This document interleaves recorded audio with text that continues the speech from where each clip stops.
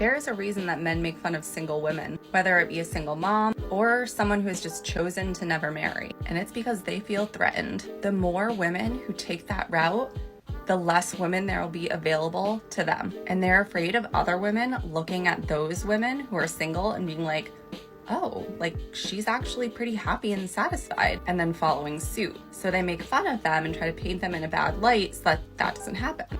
That's stupid! You're stupid! Stop being stupid! Well, I appreciate the vote of confidence you're giving me, lady, but it's interesting how you think that men who make fun of you also somehow wield some form of influence over women who insist on ignoring our very existence. We have no reason to feel threatened by women who claim to be single by choice because we're members of the illustrious bottom 95% club. Single by choice or not, you're still going to ignore us at best and spew hate at us at worst. Either way, it's the same bloody thing. We make fun of you because you think of some of the most absurd garbage, convince yourself that it's a smart and unique take on society, and then throw it up on the internet for the entire planet to watch. You cannot be this stupid and expect us to not make fun of you. That's not how any of this works, sweetheart. Most of us know that human pair bonding, as well as the future of society, is more or less foobarred right now and beyond any form of repair. It is what it is. I'd say we had a good run at it. So instead of whining or crying about it, we're just gonna laugh as it all burns to ashes at your expense. And if you don't like it, then stop posting cringe on the internet and live your happy and thriving life. It's win-win for us either way. And the reason men want a larger dating pool is not because they actually like women and want to find like their soulmate or someone they love and they want to share their life with and they're afraid of being alone. Well, they are afraid of being alone, but it's because they don't know how to do things for themselves. They want a wife because they want someone to cook and clean for them and take care of everything and basically be their mother who they can also sleep with. Nothing makes a man angrier than seeing an older woman who is single and happy. And before men come in my comments like, I am married. I am married to a man. But if you don't want to be alone forever, you're just gonna have to step up because women are finally standing up for themselves and asking for more. And that more is what they've always deserved. Congratulations! Well, allow me to be the first to congratulate you on your future divorce, woman. You truly do deserve it. Not because your rhetoric makes us angry, far from it. We're not angry at single women. Most of us couldn't care less about what you do with your life. There is a harsh truth that you are failing to realize right now. The one who's angry here is you. You cannot stand the idea of a man being perfectly satisfied with being alone and not dealing with a woman who's about as useful as a modern woman in a dishwashing contest. You're furious at the idea that men are looking at the dating pool and walking away because that particular dating pool has enough piss in it to rival a trough urinal during nickel beer night at a Dodgers game. If it's the choice between living alone with peace or picking a third-rate broad out of a pool that reeks of asparagus and boxed wine, guess which one we're gonna pick every time, sister? And that's what drives you crazy. Modern women have been raised to think that they are the center of the multiverse, that they are to be worshipped regardless of how long you've ridden the carousel and how much Chad has damaged your brains. That's what this is about. You're getting older and you cannot stand the idea of men being perfectly fine with being alone and not bowing down to the altar of damaged goods.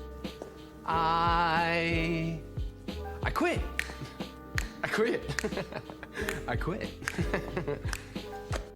Okay, here's why more and more young women are rejecting feminism and just like do not want to be associated with it at all. I think these younger generations have really, really good BS detectors. So on its face, feminism sounds great, right? Equality for all and girls supporting girls. That sounds so beautiful. But the second you kind of test that out, you very quickly find that it has just become a total facade. If I'm putting on makeup for my husband to come home from work, or if I'm cooking for him, they get upset. They don't like that. Like whoever the head of PR is for feminism needs to be fired. They are doing a horrible job. Again for a 30-second conspiracy theory. Respectfully, that's where you're wrong, sister. The head of PR for feminism has done a fantastic job. But I don't blame you for thinking that way. You seem to be a respectable dame, so take my arm and let me squire you about Tinfoil Lane, and hopefully you'll see what I'm talking about. Feminism wasn't designed to promote girl power or equality or any of that garbage. It was designed to engage the emotionally driven impulses of an easily impressionable woman to become as unappealing as possible to men everywhere. It was designed to make a woman feel inexplicably liberated yet victimized, empowered yet oppressed, powerful but also weak at the same time. It's a mishmash of obvious contradictions that make women hate men for virtually no reason, to the point where anybody who disagrees with them is their sworn enemy, thus furthering the divide between men and women, lowering the birth rates, and getting a fresh source of tax revenue from women who insist on working full-time, and ultimately allowing a small collective of billionaire satanic communists to completely take over the planet. But remember, none of what I said is true. I'm merely talking in generality fiction fun. I'm just making conversation in the most fictional of senses. It's all a bunch of misinformed disinformation, madam, and I am not trying to peddle it at all. Thanks for nothing, Russia. We've got a conspiracy here. Conspiracy! There's conspirers conspiring in a conspiracy. Conspiracy! Because almost all of their representatives who are outspoken, they just seem so miserable, so hateful, so bitter. It doesn't look fun at all. Nothing about that sounds appealing. I think that's why we're starting to see the tradwife stuff on TikTok, is because people are so sick of the other side. So done with the angry, man-hating, putting women down. Ugh, it's boring, it's old, we're done with it. You don't have to like me, you don't have to like other women on social media. You can call everybody names and be upset, but just don't pretend that you support other women, because you don't, and a lot of people are seeing right through it. Close enough. This might be the paranoia talking, but I have my sincere doubts about the trad wife movement. There's just something unsettling about women dressing up like housewives from a Norman Rockwell painting. I'm not saying that these women are insincere, but it's also kind of weird to see this sudden shift from eyeliner and unshaven legs to sundresses and makeup. Just reeks of cosplaying, and it makes me feel suspicious and uncomfortable.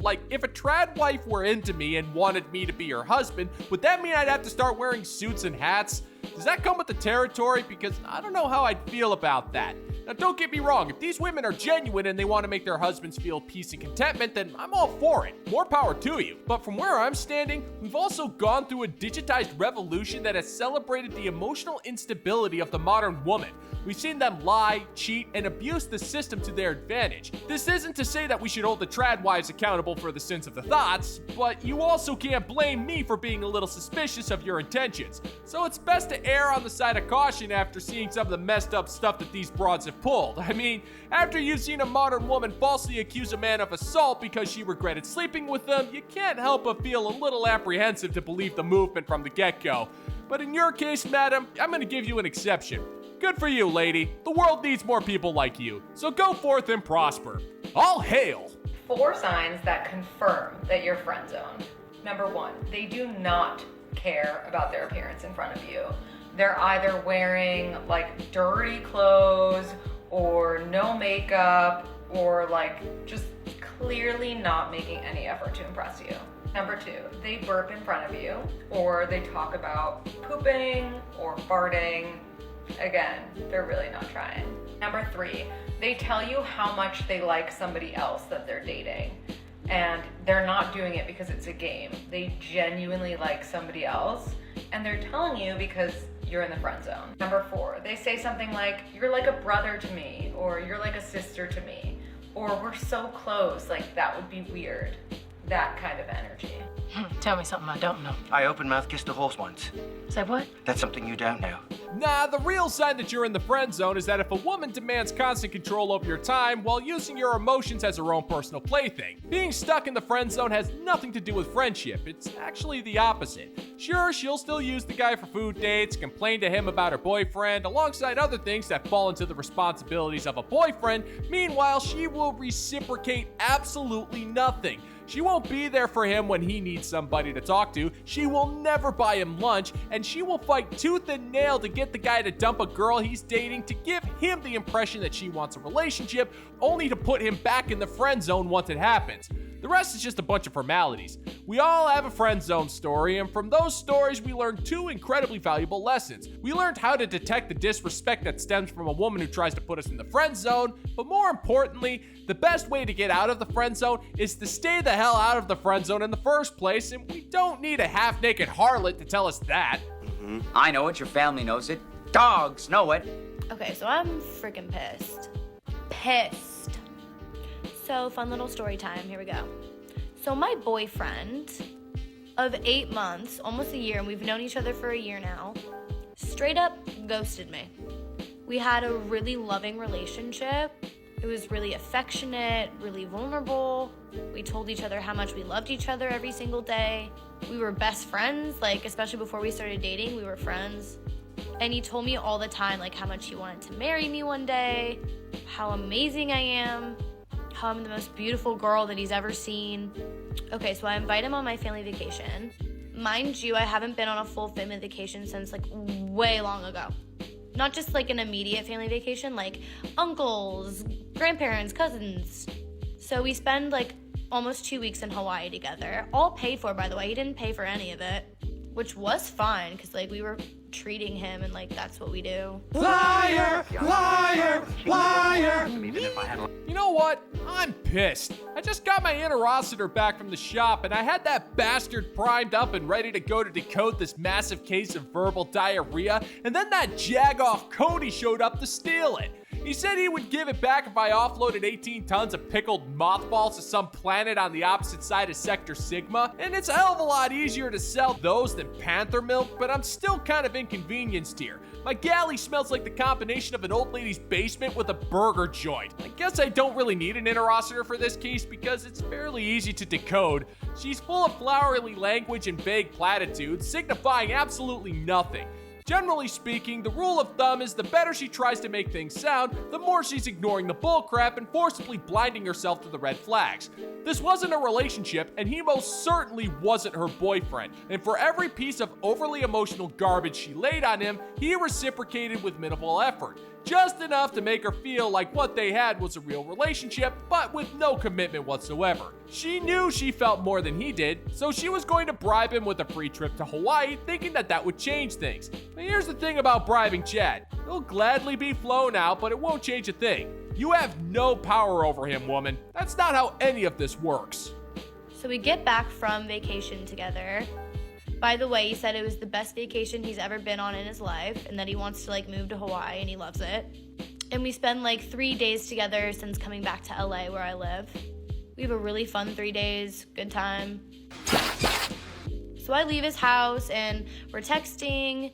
So he goes and applies for this job interview. I'm asking him how it's going and all this stuff. He's texting me, whatever. And then the rest of the night, he just, like, stops texting me, and I'm just like, okay, like, he's just with his friends or something, like, whatever. And then the next day rolls around, I still haven't heard anything. I'm like, what the Mind you, too, he texts me all the time. Like, that's the precedent that he set in the beginning of our relationship. We talk all the time. 2 more days go by. Nothing. Obviously, I'm texting him this whole time being like, hey, you good? I had to literally DM his brother to see if he was alive. I have anxiety, okay? I thought this man's was, like, dead in a ditch somewhere. I was freaking out.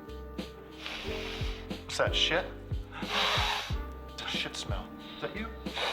Smells like pop-pop. If we're operating under the precedent that this woman is over-embellishing her story, then I think it's safe to surmise that this man was nowhere nearly as into her as she claims. At least not emotionally, if you know what I mean. Wink, wink, nudge, nudge. You told us everything we need to know, lady. He got a better paying job in a place with better looking women, and if he was willing to dump you for his job, then you never really mattered to him all that much. Think about it. He was so excited for this job that the first thing he wanted to do was never talk to you again.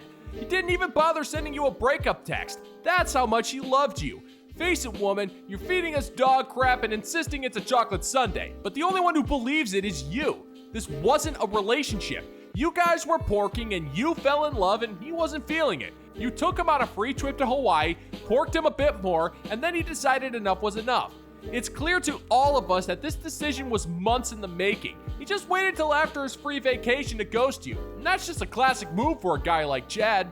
His brother's like, oh yeah, no, he's cool. Like, the last time we spoke, like, weeks ago, he said you guys were great and happy and this and that. So I'm like, okay, cool. After like my 4th text to him or something, he responds with like a long ass paragraph. He sent this long ass thing like explaining himself. And he was like, oh my God, you don't deserve any of this. I love you. Like, I've been going through things, but you don't deserve this at all. Like, I'm so sorry. So we're in the middle of this conversation, right? And then he just ghosts me again. Full on ghost. His snap score is going up. Obviously, I'm checking, like, and I know he's, like, playing poker with his friends, and he, like, went to a basketball game today. So, yeah, I'm honestly at a loss because I literally never would have seen this coming from him. And as shitty as he sounds right now, I know for a fact he didn't cheat on me because he's just, like, not that type. Like, I promise y'all. But, yeah, makes no sense, and I'm pissed. So, I'm either gonna break up with him or I'll update you guys. If this has happened to you, I'm so sorry. This shit sucks. Oh, I'm so scared.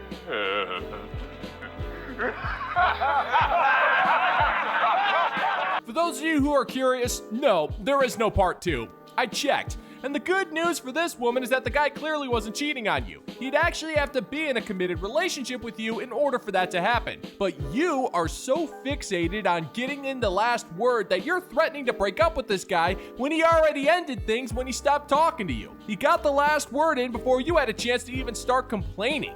And if he ended the conversation abruptly, then that's just a crystal clear indicator that he was sick of you to the point where he was done letting you down easy. And yet you still refused to believe that nothing was wrong, even though the truth was screaming at your chemically altered face. Once again, his feelings for you couldn't have been that strong if he's hanging out with his buddies, going to basketball games, and sending snaps to other people. So it's clear to all of us that this wasn't a relationship. You got played. He got everything he wanted from you and then moved on. And all it took him was half a text message.